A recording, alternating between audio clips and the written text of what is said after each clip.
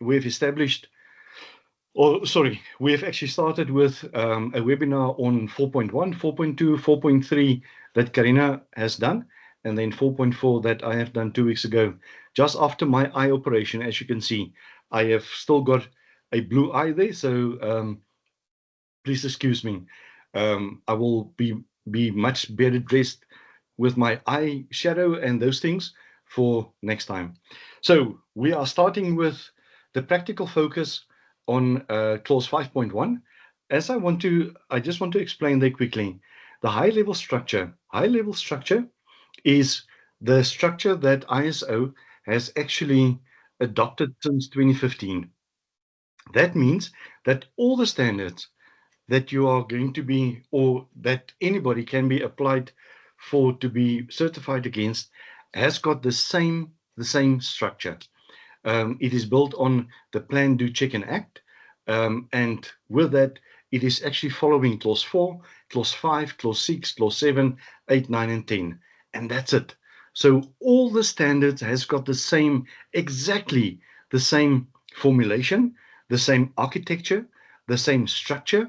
So what I'm going to be explaining today about leadership, it is applicable on all the standards, whether you are here for ISO 27001 or 18788 or 42001, that is artificial intelligence, or business continuity, it doesn't matter.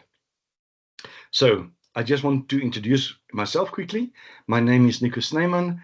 I'm the I'm the founder and CEO of Crest Advisory Africa, this company, and I'm going to do the webinar today. We've got a short agenda. I know that it is Thursday, just before the Easter holidays, so I don't want to keep you till late this afternoon. It is going to be short and sweet, and I hope that I can actually assist you with some guidance. So firstly, I'm going to give you a short snapshot in terms of what is Crest and what we are doing. And then we are going to go into the understanding of the high-level structure in terms of clause 5.1 and the practical implementation of clause 5.1. And then questions, and then contact us. It's easy as that. Nico? Yes. Nico, sorry, before you continue, don't you want to swap screens? I think the presentation is on your other screen. No, it is on the primary screen. Oh, sorry, please, sorry. Thank you very much. Do you see it? Yeah, but I see, yeah, it's fine. It's fine, we can see. Yeah, it's good. Okay, righto. So, who is Crest? We have been established the 13th of June 2014, so we are 12 years old. We are certified with 3 certification bodies. First one is the PECB, that is actually working specifically with people certification, and this is where all our training is actually going through. Then we are certified with the MSECB, that is the certification body of that is aligned with the PECB, and then recently we have been certified by DQS, that is the German. So the MSECB is actually a Canadian company, so we are our alignment is with the Canadian certification body, as well as now with DACAS, that is through DQS, and that is a German certification body. So what do we offer? We've got 6 offerings. Firstly, our training. We are certified in about 58 disciplines. So we have got the ISO 31000, 18788, 22301, 27001, 9001, and I can go on with the whole list. So we have got trainers that is actually certified in all of these standards to actually advise you. Then advisory service. We are doing consulting and advisory service as well in all the standards that we are providing training in, as and what we are then providing advisory service for. Then we are going over into audit management. This one here at the bottom, I just want to get my point here quickly. So this one there. So Auditing services, we are doing internal audits, we are doing external audits, sustainability audits, compliance audits, second-party audits, and third-party audits. And then going over into our Aslytics, our GRC software. So our software is actually for us very, very important, because this is the integration of the training, the advisory service, the auditing service, and that is actually going into our GRC training. People that don't understand what GRC means, it is governance, risk, and compliance software. And we've got risk management software there, audit software, compliance software, document management software, checklists, etc. Know your customer, etc. And then the last two there that we've got is international certification. As I said in my previous slide, we are certified with the MSECB, the PECB, as well as DQS. And I think our certification representativity will grow over the next year and a half. And so we are conducting certifications in terms of the standards that is listed there, 18788, 22301. So 18788, if you don't know, it is the Security Operations Management System. So 22301, that is business continuity. 27001 is Information Security Management System. 9001 is Quality Management System. 45 is Safety. 14 is Environment, and the rest is there. And the last one there is 42001, that we have just been certified in January to conduct ISO or artificial intelligence certifications. And then our leadership development, we are working with you as companies in building you as the leadership itself, whether it is by coaching or guiding you or assisting you, we are doing that. So I want to start with our practical focus on leadership and commitment. As you know, for people that actually know the ISO structure, in clause 4, we are speaking about the context of the organization, everything to do with the internal context as well as the external context. Then 5.05, the whole environment of clause 5.1 is about leadership and commitment, and there's about 8 or 9 requirements that you have to have in leadership and commitment. And then 5.2 is the policy requirements. 5.3 is roles and responsibilities. We are conducting these webinars every 2 weeks, the same time, the same place, and hopefully the same faces as well. So clause 5.1, how do you actually work with clause 5.1? 5.1 sounds like it is fluff there in the sky. If you're looking at the structure of ISO and the maturity of ISO itself, if you look at 4.1 to 4.4, it defines the architecture of the management system, and this is where we have actually where ISO is actually making sure that what you are building, that you are actually implementing that. And the next step on that has to do with leadership. And leadership and commitment determines whether the architecture will actually stand, whether it will be implemented, whether it will actually hold the test, and actually, are you going to be evaluated against it, and how are you faring about it? So 5.1 answers a question auditors never ask directly, but we are always, from the moment that we are actually starting with you as a company, we are looking continuously for 7 evidences. 7 evidences. So those evidences has to do with observation. The first one, observation. The second one has to do with interviews. We are speaking to people, we are listening what they are saying, etc. But speaking, interviewing is actually the least reliable evidence that you can have, because people talk a lot, but they cannot show a lot. People talk a lot, and we as auditors, we are observing and we are listening to what they're saying, and we are then asking, but you have said this, can you show me the evidence? The third one has to do with documentary evidence. The fourth one has to do with technical evidence. The fifth one has to do with analytical evidence. The sixth is confirmative evidence, not conformative, confirmative. That is from a third party. And then the last one is physical and mathematical evidence. That is where you are showing us on a computer your logs, or show us live what you are doing in a control room, what you are doing in a SOC. Beautiful. So all 7 of those evidences, we are always looking at this. And the center part of this is leadership. We are always assessing, you can see there in the middle of the page, we are always assessing, is the management system genuinely led, or is it merely delegated? Is somebody doing it just because it is there? So clause 5.1 is where ISO shifts from management system design, that is in clause 4, to governance behavior. How are you as the leadership, the top leadership, and we will get to that a bit later in the various steps, as well as what is the different levels of leadership in your company. And just remember, leadership is not only top level, it is from the lowest level where you can get leadership. And usually those leadership is where you've got 2 people, one is in charge. That person is the leader.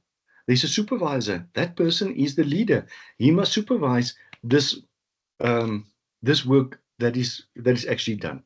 So the question is always, how are you implementing from the top down? How are you implementing the leadership in terms of ISO? And it is always also where many organizations fail silently. Nobody says it, but organizations fail silently. And guys, we can see that in documentation. We can see that in the questions that we are asking. We are experiencing it because we are doing, or because we are exposed to a number of clients and a number of diverse situations. You can see that if you are asking a simple question, really, the body language is speaking for itself. So the documents look perfect, but leadership is invisible. And as I said, it is glaring at you. You must just look for it. So clause 5.1, the requirements lay in plain language. So top management must demonstrate leadership and commitment to, firstly, taking accountability for the effectiveness of the management system. If you look at any any standard, and you look at clause 5.1a, it says there that the top management shall ensure that there is a ISMS policy or a business continuity policy that, with the ISMS objectives or BSMS objectives, aligned with the strategic direction of the company.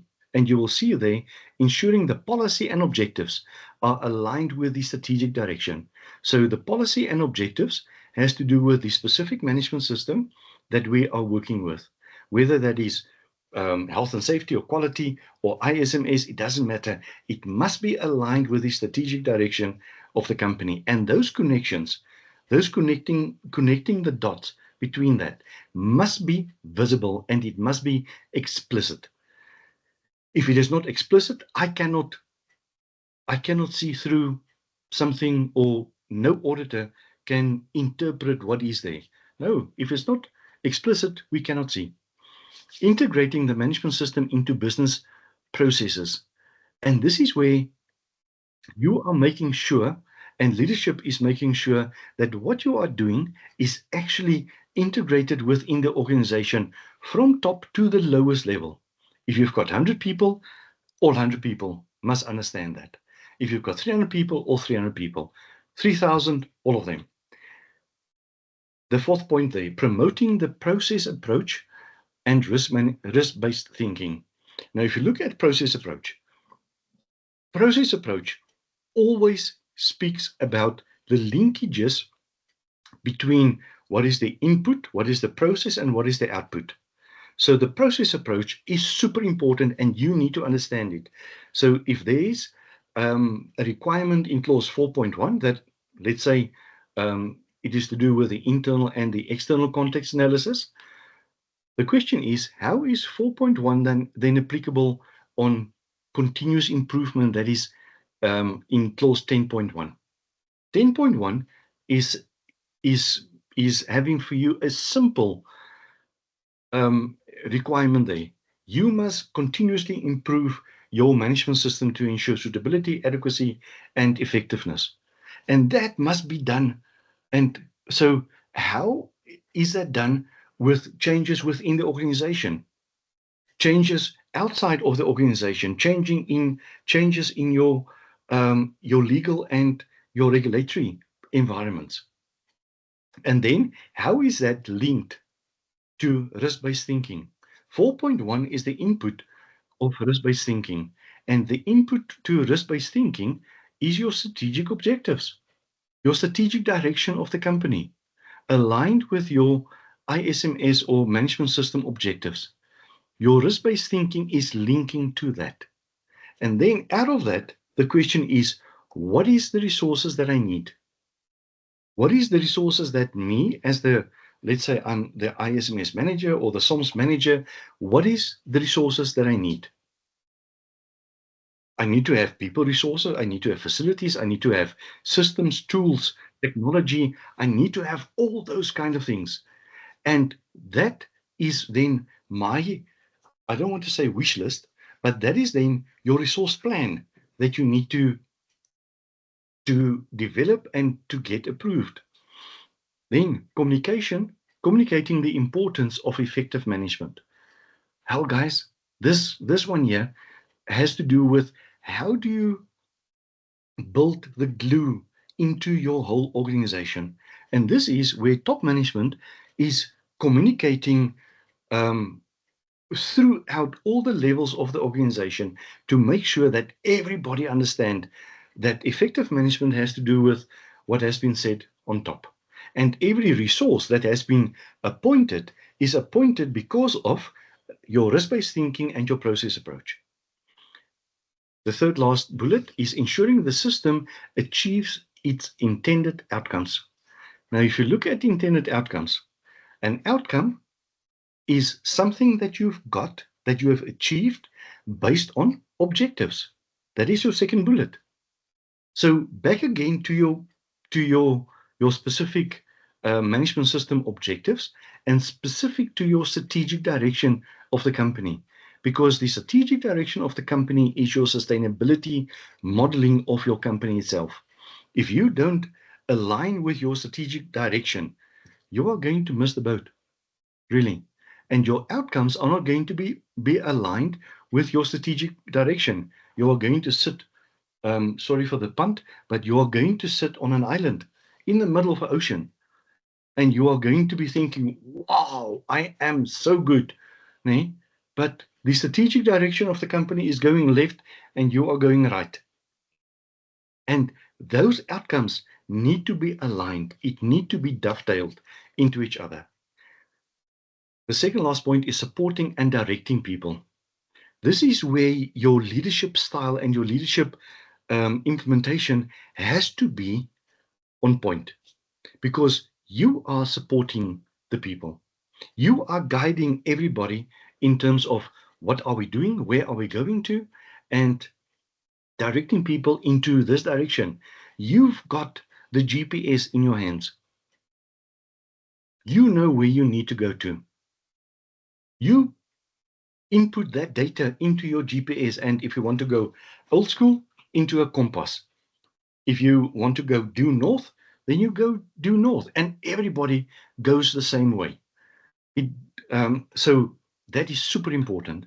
And then promoting continual improvement. Continual improvement. Every day that you are going to your work, you need to be thinking of how do I, and this is coming back to ISO 31000, how do I create and how do I protect value? How do I create something today that is strong and go and assist everything that we are doing? So leadership is not a symbolic leadership. It is ISO experts, active, visible, and provable involvement. You need to show how leadership is actually working there, how the evidence that you have compiled are actually supporting what is in clause 5.1. The critical ISO phase, top management, or phrase, sorry, top management. Top management. What is top management? And top management in the ISO standards is a very deliberate word. Really. It is not mentioned just because it is top management. No, top management has got a specific environment that top management has to guide and has to deliver what top management has to do. So top management need to be somebody of your board members, your executive management, anyone with authority to set direction and allocate resources.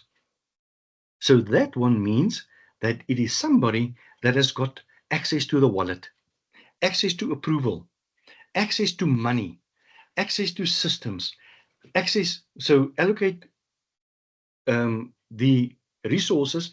All of that has to do with where's the money, where's the purse. And fantastic that we've got the financial lady here as well, because she is sitting with a purse, but somebody must approve it. And usually that is board members or the executive management, exco, or a divisional manager that has got authority to actually spend money. It does not mean the ISO manager. It does not mean the compliance officer. It does not mean the consultant. It does not mean the internal auditor. Those guys there on top management is top management. These guys here at the bottom, that it does not mean, those are roles and responsibilities that is appointed by top management. But top management has got the final say. They've got the authority. So delegation is allowed. Accountability is not transferable. Absolutely. I have seen many times, I am busy with an audit now at the moment where the consultant wants to lead the whole process there. And thank you very much. It is not allowed. Thank you. Excuse yourself. Exit. Simple as that. Nobody except the people that is actually part of the business has got the authority to be doing that. So leadership versus management. Why is this stipulated and why does ISO care? So clause 5.1 is all about leadership and not administration. Management is about administration. It is keeping something. The two differences between leadership and administration is leadership has got the role and responsibility to guide the company into the future. An appointed manager, to be honest with you, if you just see yourself as a manager and not a leader, you are just doing administration. You are just holding the fort. You are just making sure that everything today is the same as tomorrow, and tomorrow is the same as the day after. That is not continuous improvement. That is not leadership at all. So auditors are trained to distinguish between these two. So we are looking at management as assigning tasks, but leadership sets the direction. Management approves documents. Leadership owns the outcomes because it is supposed to be aligned with the objectives.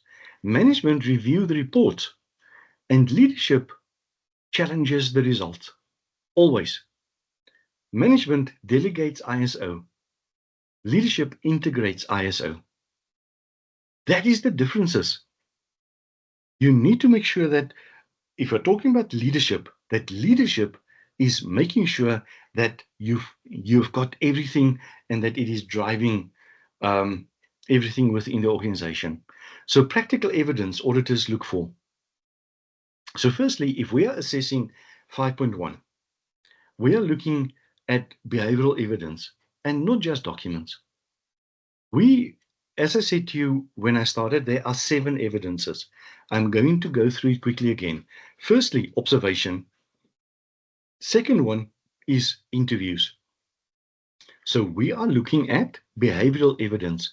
We can hear it in interviews. Then we have got documentation. We can see documents, yes, but we want to see how is it implemented integratedly into the whole organization. That is leadership. So documentation. Then we've got technical evidence, analytical evidence, because this need to be challenged, the analytical evidence. Then we've got confirmative evidence, and we've got physical and mathematical evidence. So if you're going to go through typical evidence sources, firstly, strategic documents. The examples there is the strategy papers, business plans, etc. Then we're looking at governance records, board minutes, ExCo decisions, all those, because that is what is decisions and where has it been made, on what level. Management reviews, actions driven by leadership. That is the example there. The resources and the decisions about it, decisions about budgets, decisions about staffing, decisions about training, because all of these things is about competent people. And how do you grow them? How do you grow them for the organization? Communications is leadership messages, town halls. That is actually a very American word, but town halls has to do with the whole company is getting together. Nowadays, you can have virtual town halls now as well, so you can do that. And performance actions, corrective actions owned by executives. I want to say that one again. Corrective actions owned by executives. If there's something wrong there, the executive still owns it. If there's something good there, it's a pat on the back. Fantastic, you've done it. But if leadership's presence is missing from these, then your 5.1 is weak. And you will see that in a knock-on effect going through the whole management system. So clause 5.1, the tone at the top. They are speaking nowadays at the tone at the top, the tone at the middle, and the tone at the bottom, because all of those are leadership and leadership roles that needs to be implemented at the tone at the top, tone at the middle, and the tone at the bottom. So clause 5.1 is ISO's formal expression of the tone at the top. And you can go to any audit environment. They will always ask you, or risk management environment, what is the tone at the top? What is the culture in this organization? We can see that through the tone at the top. So tone is demonstrated by what leaders ask about, what they fund, what they tolerate, what they escalate, what they reward. If there is poor performance and you reward it, hey, my friends, you are setting the tone. You are setting the precedent. Not that you are the president. No. You are setting the precedent. That is, you are creating an escape clause for everybody to actually be rewarded for bad performance. So a very powerful ISO truth is people take ISO seriously only when leadership does. I've got a few sayings, and some of you know it as well. If you tolerate something, you cannot change it. That one there, what you tolerate. If you tolerated something, you cannot change it because that is your exception and you have approved it. So anywhere where you are, on which level of management, the tone at your level, you are creating this. What leaders ask about, what they fund, tolerate, escalate, and reward. So, and then practical example, clause 5.1 in action. So examples here is in terms of ISO 27001, weak implementation. Policy signed once, yes, it is done. ISO delegated to IT. It cannot be. It cannot only be IT. It is for the whole organization, everybody that is within the scope. No leadership discussions of incidents. Okay, incident happens, and then good. We have recorded it. Did we record it in terms of ISO 27035? Yes, yes. Did we do? Yes, yes. We have done that. But nobody is reviewing it. And actually, incidents. If you look very closely to incidents, incident is actually a breach of your controls. It is a breakage of your controls, and that is a non-conformance. It must be recorded and it must be managed in the same way as a non-conformance is managed, because that was a breach.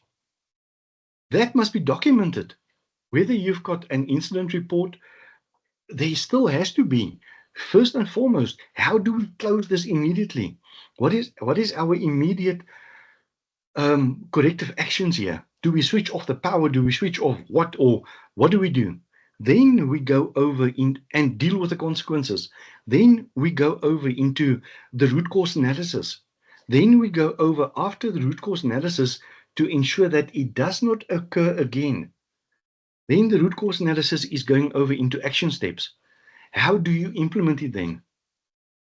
So then you are seeing, in terms of leadership, strong implementation. Board reviews on cyber risks quarterly. We've got a set meeting, and if there is incidents that we have to address, and it is not quarterly, then we reschedule it. Doesn't matter. Executives own risk treatment decisions. The risk treatment decision, just remember, every decision that you make for risk treatment is actually a control that you implement. Whether it is a people control, a process control, a system control, a tool control, or a technology control. That is decisions, and that is affecting the budget. Every control. And the question is, how good and how strong and how effective is that control? Then leadership chairs post-incident reviews.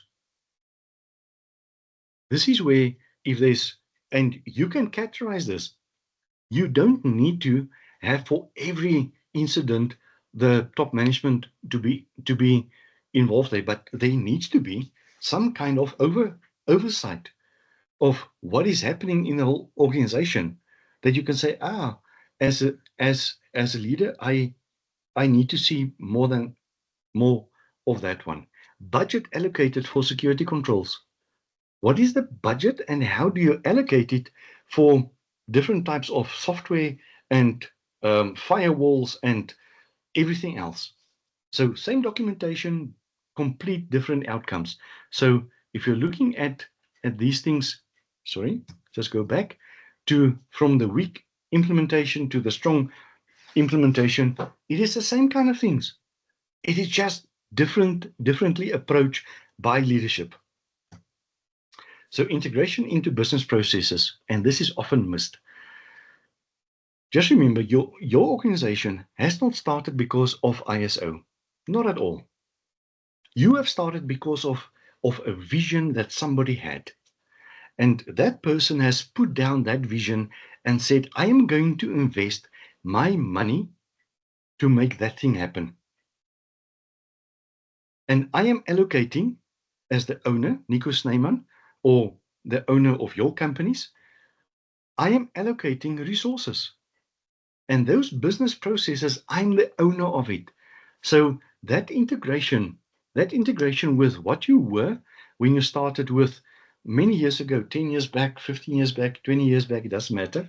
But how did you start then, and what was the mission and vision there? And I can guarantee you, there wasn't a structure and we are going to have this document and that document. Then you would have never started a business. Because to build all these documentation before you are starting a business, you are going to be dead. Your business is going to be dead before you are starting it, really. You have started a business and now you are applying ISO to actually make it better.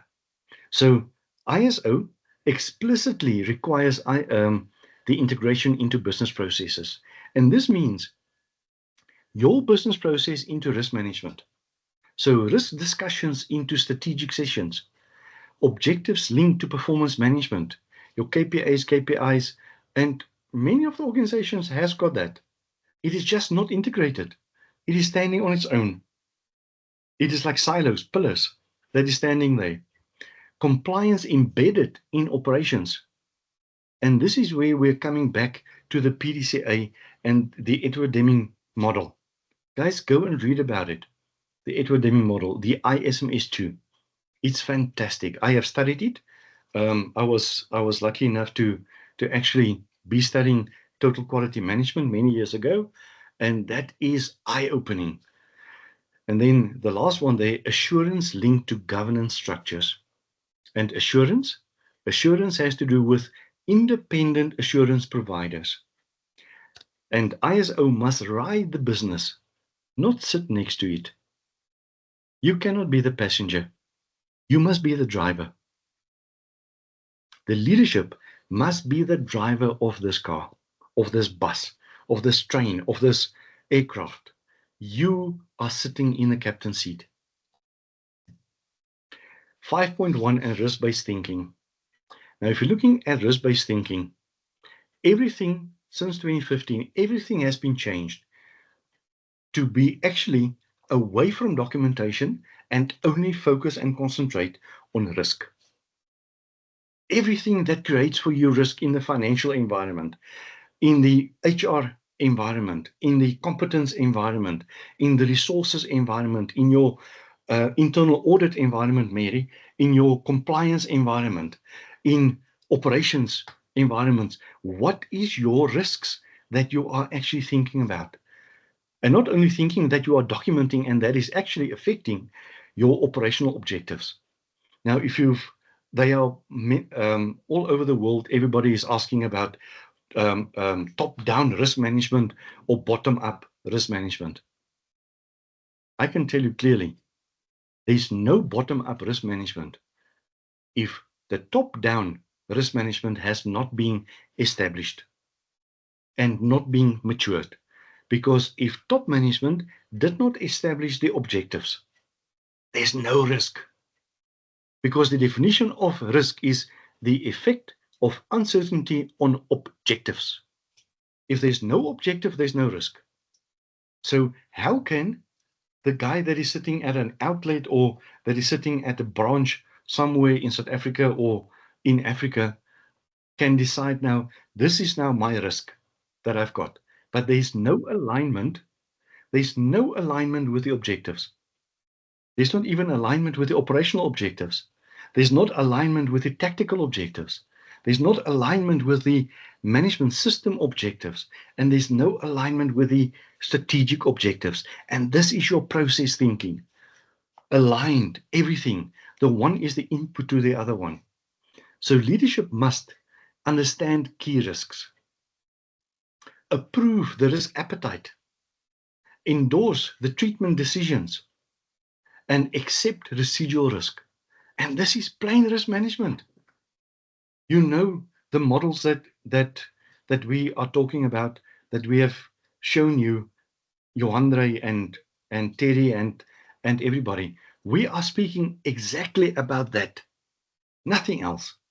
If leadership cannot explain that, and if leadership cannot explain the top 5 risks,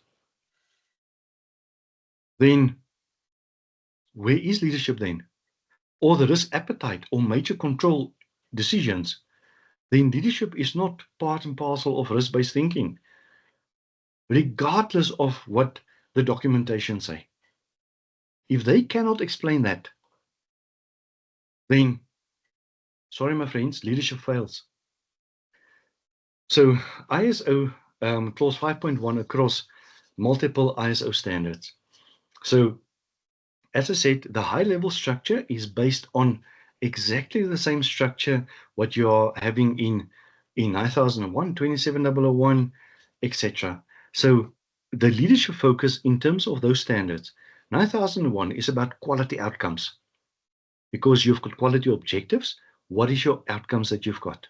27001 is information security risks. The next one is business continuity, the resilience part of that. Not only that you've got processes now in place, no, that you are resilient, that you are actually built for survival. Compliance is 37301. What is your compliance culture? Is the compliance culture that we are taking chances and we are taking risks until we are getting caught? No, you cannot do that. 42001 is responsible AI governance. And people, that is not only about AI that I've got on my laptop with ChatGPT and Claude and Perplexity and all this stuff. It is about how are you sourcing the training models that you are actually implementing in your AI process. And this allows one leadership model to support multiple standards. You don't have to have different leadership models for anything else. It is doing what you are supposed to do with all of those inclusive. Now, audit findings. This is like a one. Audit findings. The crosses there, it is usually in red. Leadership is absent from management reviews. Or ISO seen as the quality compliance team's job. Somebody else must do it. It's not leadership. This is beneath my standard. It is beneath my position. I am too high and mighty. I'm saying that because I was also there. Really, many years ago, without understanding ISO, I was this arrogant guy that was actually saying, my guys can actually do that. And now today, I'm the most vocal ambassador for ISO itself, because I can see what was the changes and what is implemented. The next one, objectives not linked to strategy. We are going back to 5.1. The policy and the objectives must be linked to the overall strategy of the company. So the strategic objectives of the company must be built into your objectives. Next one, no evidence of leadership-driven improvement. It is just everybody do what you need to do what you want to do, and yes, we hope that we are getting to the end of the month. And resources promised but not provided. Yeah, we will sign it off. No, we will sign it off, but let's bring it to me in 3 months. No, let's bring it to me in another 3 months. No, it doesn't work like that. Get commitment, get leadership. And when it's going well, leadership minutes show engagement, where leadership is actually asking, what the heck are you doing, guys? How can we do this better?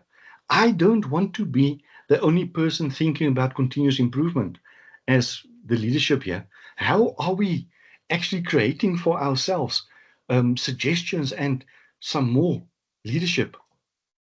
Very important there. How do we create that initiative in everybody's mind?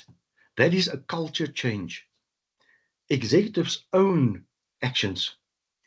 It's not that somebody has done that. No. That is actually done by so and so. It's not me. But that so and so is in my department or in my division. ISO objectives aligned to business KPIs. Must be, because that is where you are interlinking with clause 9.1. That is your monitoring, measurement, analysis, and evaluation. You are analyzing and evaluating your ISO objectives and your business KPIs. And then decisions linked to risks. Why to risks? Because risks is the analysis of your objectives and what is actually affecting your objectives. How is that risk affecting the objective that you are not going to reach your outcome? And clear accountability. If somebody has done it, acknowledge and let's go on. Acknowledge and take the consequences. It is just like a non-conformance. If you look at clause 10.2 in the standard, it says there in a non-conformance that you will react and deal with the consequences. The second one is root cause analysis. Why did this happen? And the third one is, what is your action steps to actually create stability and assurance? So the practical implementation of 5.1, there are 4 steps here, very quick. So firstly, define leadership accountability clearly. That must be documented in who is accountable for what, and for what outcomes are you accountable for, and at which level, strategic, tactical, or operational. Who needs to do what, and even from strategic level, that needs to be cascaded down to the operational level. There is a total process approach link, what we talked about earlier, a process approach link between strategic management and the strategy and what that person is actually doing there at the outland, at the outland, or at the station, or at client service, anywhere. That must be a clear definition that you can actually bring that through totally. Step 2, embed ISO into governance forums. And governance forums, I've got a few here, but you can have much more. And this is actually supposed to be documented in your roles and responsibilities that we will address soon after. It is in 5.3.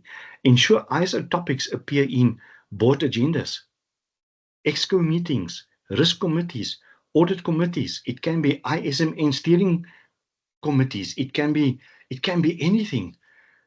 What is your forums, and how are your forums interlinking and supporting leadership?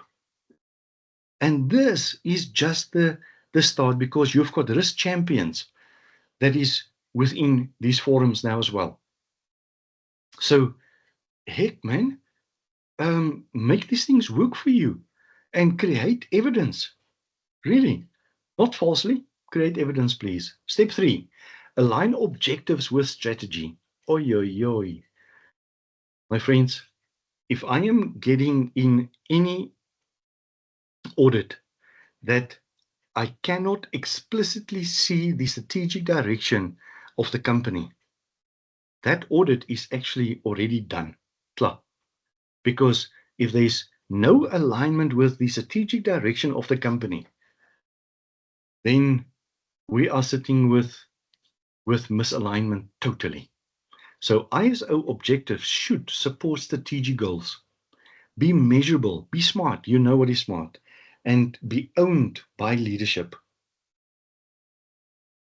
And those objectives need to be linked to each one. And there need to be explicit links between the strategy of the company and your ISMS objectives, and your SOMS objectives, and your business continuity objectives, and your HR objectives, and your financial objectives, and supply chain objectives, and operational objectives. All of those funnel through to the strategic objectives of the company. There must be that clear line of sight, just like a sniper. There must be a clear line of sight of everything here. Step 4, make leadership visible. Now, guys, this is not just by walking around and people are seeing me, I'm the leader here. No. It's not about that. It is about evidence. So be present when there are management reviews and chair that. Sign off key decisions. Your signature. I was consulting. Sorry, I was consulting for a big university here in South Africa in 2016, 2017, and hell, we could not get something signed. In 6 months, people didn't want to sign anything, and I was asking, what is the culture in this place? Sorry, what is the culture in this place that nobody wants to sign? They said, if you sign and there's something going wrong there, you get fired. So everybody is running away from the signature. Really? That was really a cultural thing of that university. People didn't want to sign. So those documents are always lying there. It's always ready. But nobody wants to sign, because the moment that you sign, you are accountable. And then they can say, but you signed it.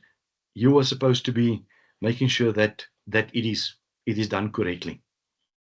And communicate your expectations. Leadership cannot be silent about your expectations. Really, you need to communicate it and put it out there that people can understand it. So the strategic value of 5.1. So when implementing properly, clause 5.1 transforms ISO from compliance to governance. Compliance is somebody standing behind you with a stick. Governance is my culture that I need to make sure that this is happening correctly. Strengthens accountability. People know that there's consequences, but also people want to stand up. Improves risk ownership. Absolutely, because if that risk is on that register, it is measured, it is visible. People are seeing it, not only Exco, but also the board. And then they are saying, "Hey, we need to allocate money there because that is a very high risk." And then enhances audit outcomes. Why? In your risk management process, you've got controls. In your controls, you are measuring the effectiveness of each control. And on risk-based auditing, auditors is looking at the highest risk. And what is the control effectiveness there? So make sure that that is aligned, because you are actually assisting the auditors to zoom in and not to go and look at this maze of controls and what is working and what is not working. No, you are assisting them. And build organizational culture. Build that culture. In mature organizations, clause 5.1 is not about ISO. It is how leadership governs. Really, you don't even have to think about ISO.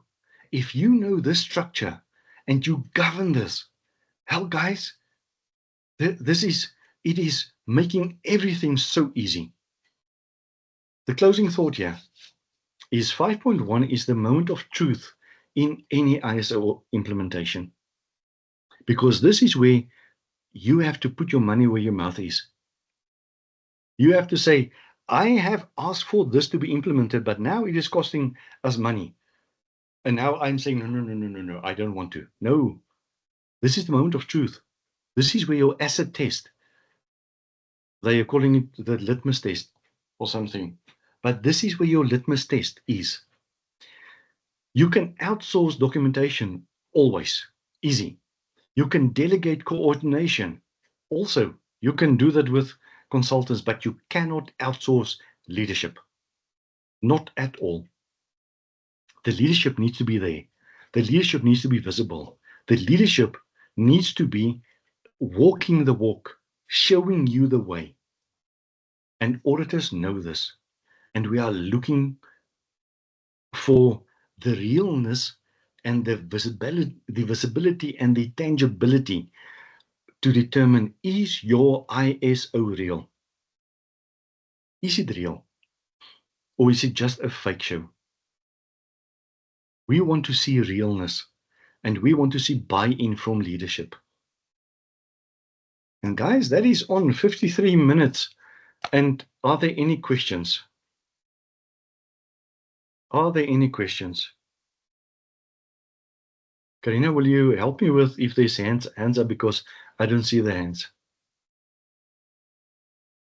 Absolutely, Nico, I will assist you with that. I don't see any hands either. Okay, so I'm not going to dwell on that. So if there's any questions, please, there's my email address. Most of you know myself and Karina. If you don't know us, there's our email address. There's my phone number. WhatsApp us, send us messages. We will answer you always. This will also be in the next, over the weekend, it will be on YouTube as well. And we will send you the link out for all the webinars that we have conducted over the last 6 to 8 weeks. All right. So thank you very much, everybody. Have a lovely Easter. Enjoy and be blessed. Thank you, Nico. Same to you. Thank you, Debbie. Thank you. Same to you, Karina. Thank you. Enjoy with your Thank family. you, Karina and Nico. Thank you. You. Thank you, everyone. Enjoy your weekend. Yes, Bye. you too. Bye-bye. Yes. Bye-bye.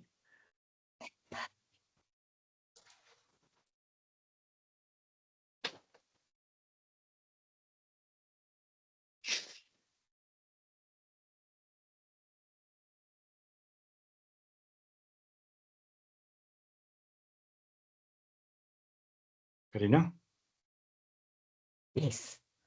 ons moet hierdie ouens Ons moet nog allemaal net chat hoor. Niemand het gelief nie. Hulle is nog allemaal